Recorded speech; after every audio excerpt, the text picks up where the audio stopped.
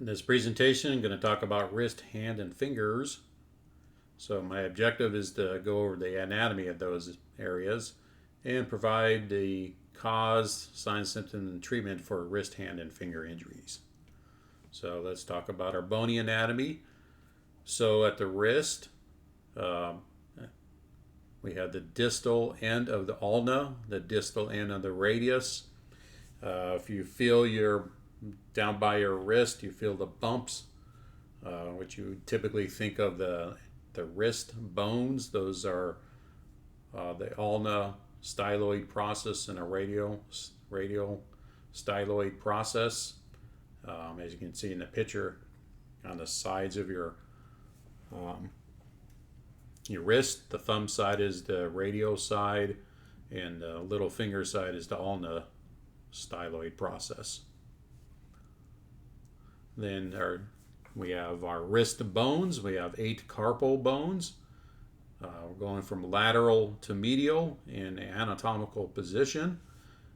From the proximal roll nearest the radius and ulna, we have the scaphoid, also known as the navicular, lunate, triquetral,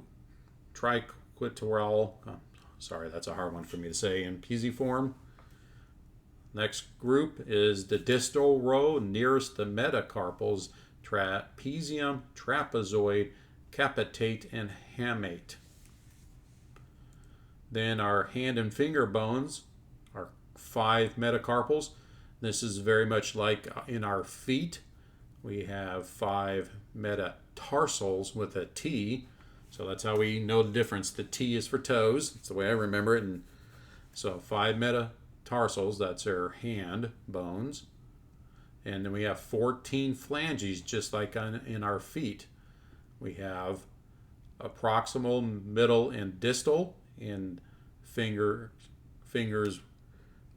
2, 3, 4, and 5, because the thumb is number 1, just like our big toe is number 1. And the thumb only has the proximal and distal phalanges. Then we have some joints.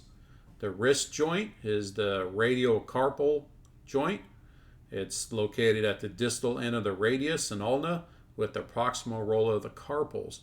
Here we have flexion, extension, and adduction of our wrist. The metacarpophalangeal joints, or MCP, or sometimes just a MC or MP joint. A lot of different textbooks have it different ways. So these are your knuckles. So the range of motion is finger flexion, finger extension, finger add, and abduction. Then our interphalangeal joints. So just like in our toes, we have the DIP, or the distal interphalangeal joint, which is at the tips of our fingers. And the PIP, the proximal interphalangeal joint, which is the next joint up on your fingers. Here we have flexion and extension. Then our interphalangeal joint is your thumb, because the thumb only has 1 joint. All right, we've got a whole bunch of different injuries here in the wrist, the hand, and the fingers. Going to be a lot of fractures coming up.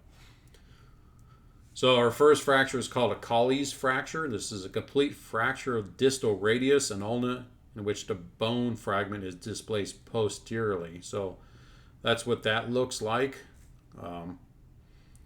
So this, like most of the injuries in our upper body, are caused by falling on an outstretched hand, causing forced hyperextension of the wrist or hand.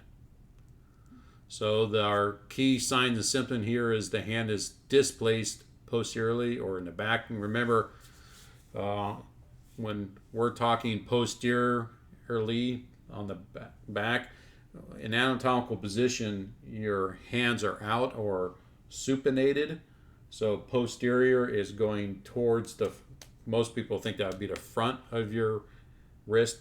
Your palm side is the front in anatomical position. So it would be displaced towards the back, or not on the palm side, on the front side of your hand, so not the palm side, the other side. So that'll give us deformity, definitely limited range of motion of fingers and wrist, and some extreme pain, swelling, and point tenderness. Here, we need to make sure that this person has distal pulse in their fingertips. We squeeze their fingernails, that's called capillary refill, and we look to see if it goes from pink, when we push down, that it goes white and back to pink immediately. You compare it to the uninjured side. We immobilize this,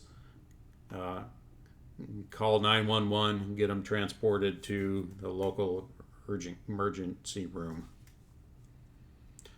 Our next fracture is a navicular fracture. This is the most common carpal fracture. And again, this is forced wrist hyperextension.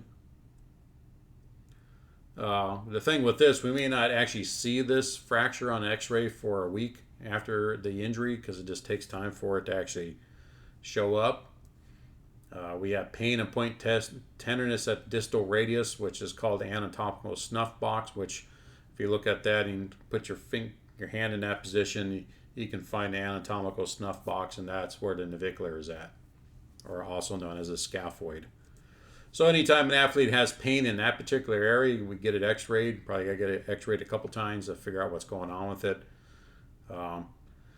The treatment for this after that is if it's a fracture, it's got to be immobilized and it's got to heal. Wrist or finger sprains, typically it's by forced hyperextension or forced hyperflexion of either the wrist or the fingers. We can have deformity, pain, swelling, point tenderness, laxity in wrist or the finger joint. We provide typical type of treatment that we've been learning all in class type with price. I'm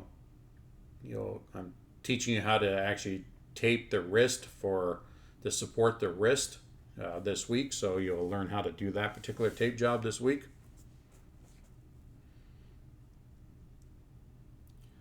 So we have a lot of dislocations too in our hand and the wrist. Lunate is the most commonly dislocated carpal bone, and another hyperextension of the wrist caused by a fall in an outstretched wrist or hand. Again, there's that common mechanism of injury in our upper body.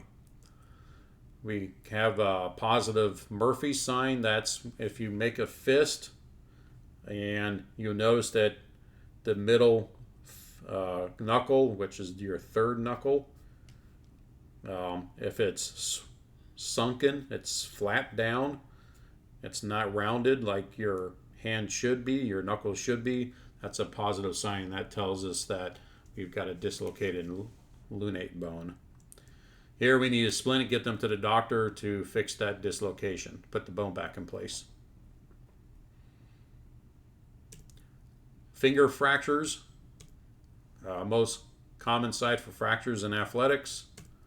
Direct blow, obviously, getting stepped on, hitting something. We usually got deformity, pain, swelling, point tenderness. Remember the bump test that we talked about in the foot, where we tap on it. We lightly tap on the finger to see how much pain that causes, and we splint to get an X-ray. So we use this buddy tape, where you tape the two fingers together, or we can splint. Remember, when we splint, we want to splint above and below the bone site or above and below the joint. So just to immobilize until we get it to the doctor to see if it's got any worse damage than just the fracture.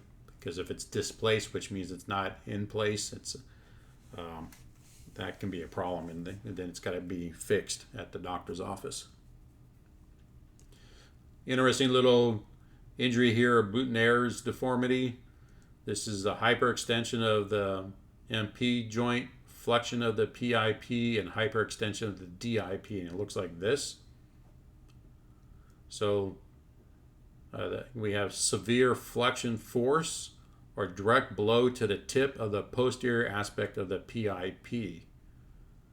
So the signs and symptom is the deformity itself, the Boutonniere's deformity, and inability to extend the PIP.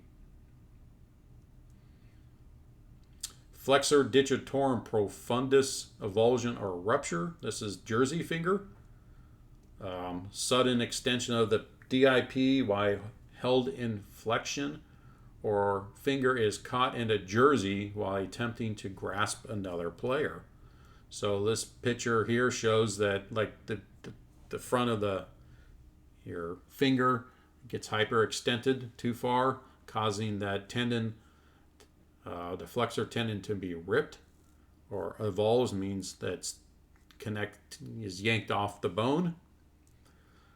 So the sign and symptom is that the person cannot flex their DIP.